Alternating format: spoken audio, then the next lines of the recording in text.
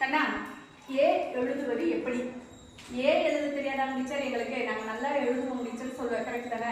எப்படி போட்டு இப்படி போடுவீங்க, இதானே ஏ. இது உங்களுக்கு தெரியும் அப்படித்தானே? ஆனால் நேற்று ஒருத்தவங்க எழுதுனதை பார்த்தேன், பெரியவங்க. அதுவும் எப்படி எழுதினாங்க தெரியுமா? இப்படி போட்டுருந்தாங்க ஏ. இப்போ பார்க்குறப்ப ஏ போட்டிருக்காங்கன்னு தெரியும், ஆனால் அவங்க எழுதுனதை நான் இன்னொரு தான் போட சொல்லி பார்த்தேன். இப்படி ஒரு முட்டையை போட்டுக்கிட்டாங்க, அவ்வளோதான், இது ஏன்னு. ஆனால் சொல்லி இப்படி போடக்கூடாது, சரியா? நம்ம இது தவறு.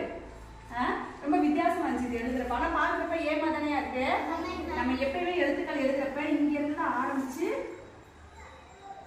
இப்படி எழுதணும், சரிங்களா? எல்லாத்துக்குமே பாருங்க. இப்போ பாருங்க, ஆ போடுறப்ப பாருங்க, இங்க இருந்து ஆரம்பிச்சு இப்படி எழுதிட்டா. ஈ போடுறப்ப பாருங்க, இந்த முட்டையை போட்டு தான் நம்ம போடுறோம் முதல். கரெக்டாயா? பூ பாருங்க, இந்த முட்டையை போட்டு தான் இப்படி எழுதுறோம். நீங்க வாட்டிக்கு எதையாவது ஒரு ஷேப் கொண்டா போதும் இப்படி எழுத, இல்லை வேற மாதிரி போட, அப்படிலாம் பண்ணக்கூடாது. நம்ம அதெல்லாம்